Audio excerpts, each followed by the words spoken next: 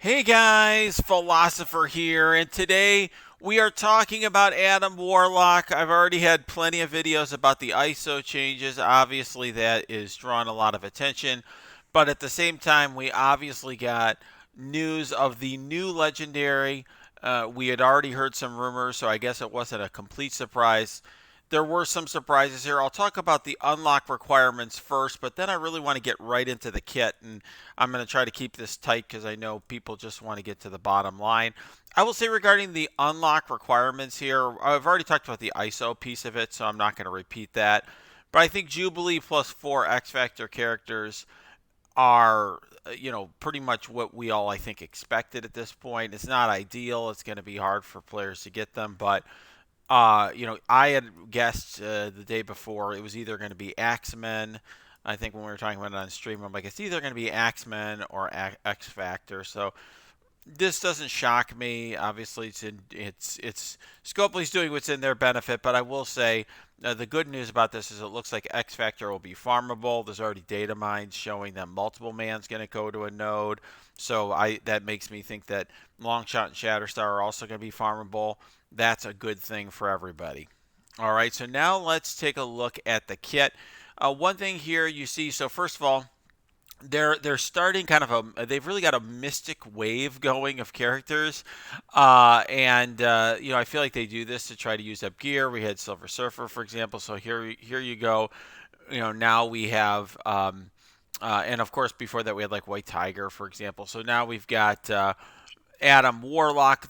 One of the only good ISO news is really the only good news about ISO in this patch is that he's a support. There's very few supports that are worth putting ISO on in this game. So most people have, I think, more ISO sitting around for support than they do elsewhere.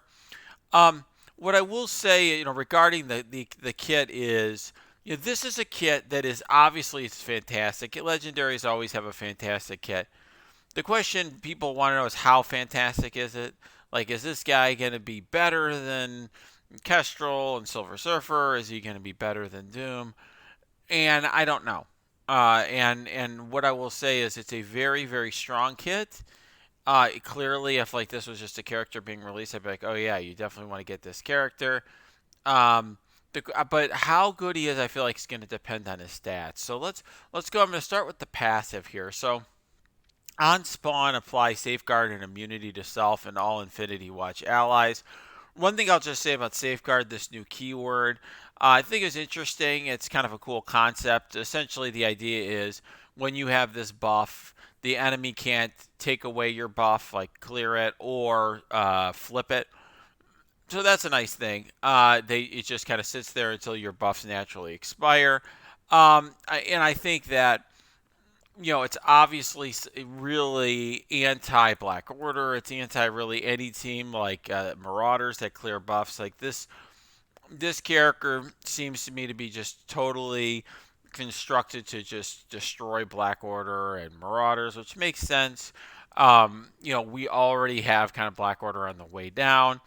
And Infinity Watch in the comics, of course, it was like, Nebula I think stole the stones and this and that. So and Adam Warlock was involved in that. They were the ones, if my memory serves me correctly, were the ones that kind of defeated Thanos when he got all the Infinity Stones. So it makes sense that this team would be kind of anti-Black Order, but it's also going to help a lot just against a whole slew of teams, right? Clearing buffs, and flipping buffs and that sort of thing are important for all sorts of content right now. And when you're going up against teams, that's I think an important way in which we have to compete in this game. In other words, buffs are getting crazier and crazier. Heroes for Hire are loaded with buffs. So, being able to make sure you keep your buffs is good. So I think there's a powerful ability right now. I'm sure other characters will get this in the future, but right now, if you want Safeguard, you're going to go with this guy and his team. This, I think, to me, one of the underrated things about his kit, or the things that I think people aren't focused on but are really important, is the survivability. To me, this is what makes this is what takes this character from very good to amazing. So, because some of the rest of his kit is like, yeah, well, there's other characters who do this or that. But, first of all, getting a revive is huge. Okay, like, a character like Iceman gets revived, but he's basically filler on Axemen. Whereas getting a revive here for him is that's very significant. You got to basically burn him down twice.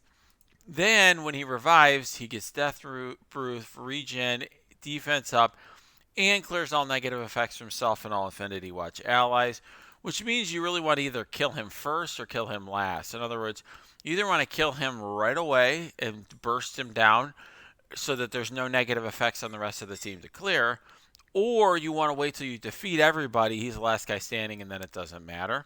Okay, that would be the optimal way of handling it. I will also say this is really interesting as well. This is also underrated because he could drop below 20% health many times, right? He could drop below. He gains regen, safeguard 2, deflect. Gets his health back up, heals up a little bit, and then he goes below health again, and he gets this. It's a way of making it hard to burst him down early. This is also interesting as well. I would expect that the rest of the team is going to get death proof. I think we saw a little bit of that in the footage with the other team members that was shown during that strike time video. And what I will just say is this also means that on revive, he should be getting safeguard as long as these two things proc off each other, which sometimes happens, sometimes doesn't with scoping. They're not consistent. But since he gains death proof here, you would think that means that he gets safeguard. But I guess we'll have to see in game. This is very nice as well. Lower damage by 10% for all enemies. Very cool. It's almost like how Emma lowers speed, he lowers damage. One other thing I will say here is this is just another thing that just is really anti-Black Order, anti-Marauders. Regen is such an important piece of what they do. Obviously Sinister Six as well, though they're probably less core of a team. But this is essentially, makes it so that that mechanic to, catch up if you get bursted down that Black Order and Marauders have totally negated. Now, when we look at his basic, I have to say his basic is just okay to me. And I think the question here is just how good are his stats. So prolonging the duration of all negative effects is good, but it's conditional, right? Like, you could be in a situation where it's like, well, I want to attack this guy, but he doesn't have a negative effect. The other guy has a negative effect, and so you have to make a choice. Do I want to prolong this, defense down in this other character, or do I want to just attack the character that I've been focus firing? So I think it's good. Obviously, the Graviton does this in his passive, always on, right? You don't have to attack anybody. But I think it's definitely a very cool, unique sort of ability for his basic.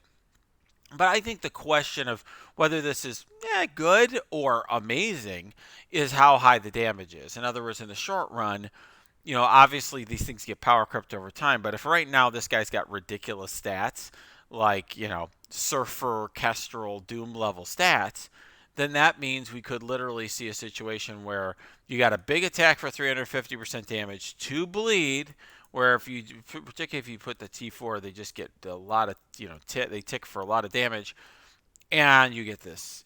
This is just the cherry on top. So that I think the question is how good are his stats. Here, this is his turn 1 special. Attack primary target for 500% damage and apply 2-turn ability block. That's awesome. We're seeing that all over the place now, of course, because we have Silver Surfer with the turn 1, 2-turn ability block. We have Misty Knight, and so I think it's interesting because his ultimate also does something that her kit can do. So I think it's it's interesting. And what I think is even more interesting is this here. So apply ability block to all enemy villain protectors for 2 turns, and apply disrupted to all enemy protectors for 2 turns. So first of all, let's look at who the villain protectors are. All right, this is all we got in the game, and as you probably could tell, the only really 2 key meta characters on this list are Kull and Thanos. Once again, a total call out to the Black Order. So he can, if he when he uses his ability, he can put ability block on, let's say, Maw, whatever target you want, and he'll automatically get an additional ability block on Cull and Thanos. So he'll have 2-turn ability block on 3 members of Black Order. Obviously, it also works against Strife, which is once again another Marauders thing.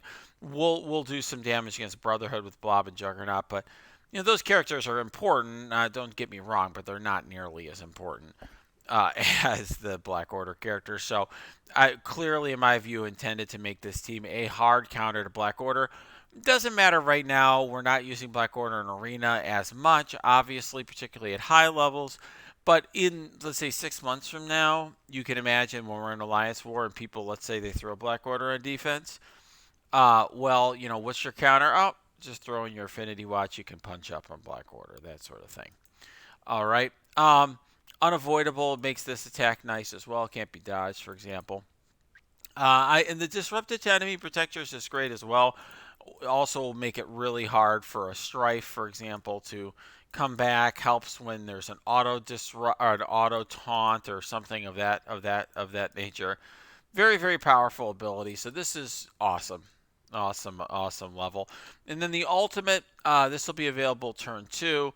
Apply Safeguard to self and all Infinity Watch allies. So on turn 1, everyone's going to have Safeguard because of spawn, and then he's going to apply it for turn 2. So really, really hard to get the buffs off this team. I can imagine, how strong this team is going to depend on the rest of the team and the synergy. But if they generate a ton of buffs, and then he makes it so you can't flip them or seal them, that could be very, very powerful. So that's what I'm saying. How good he is, I think, depends on the rest of the team. But then we have attack primary target for 420% damage and apply stun, and then chain to one target within 2 spaces and apply stun again. That's really, really good. This is the first character that I'm aware of that does a multi-stun on an ability. I'm not aware of any character that stuns more than one other character, so that's huge. Stun is, I think, arguably the most powerful ability because it just means that the enemy doesn't do anything on their next turn. So you can imagine here, he could go up against a team and ability block one character for two turns, maybe more, right, depending on whether if there's a villain protector. Then go and then just have 2 other characters on the team not, just skip a turn entirely. So it really puts your team very much ahead. But I will note longish cooldowns. I do think he will certainly be important on like the Mystic Boss node in Doom, for example, as we get the difficulty sliders, because you really want to ability block Doom. So he is good from that perspective. But you have, you already have Surfer that does it anyway. So I think, one thing that I will say is he doesn't fill like a specific need in the game right now. In other words, there's tons of amazing cosmic choices in Dark Dimension. There's tons of amazing choices for the Mystic Nodes in the Doom Raid at this point. I do think you probably are going to stop running Thanos and Maul. You'll be running him and Doom and Surfer probably. But he is a character who seems awesome. Obviously a cool character. But in terms of just sheer power level, very interesting, very powerful, does some cool stuff. Just how powerful he is depends on the strength of his stats, like how good are his stats, and then how strong the rest of the team is. So until then, we won't know for sure. All right, guys, if you like this video, subscribe to this channel, smash that like button, and check out our Discord. That's linked below. We have good conversation there. Let me know what you think. And then also check out the Twitch stream. That's also linked down below.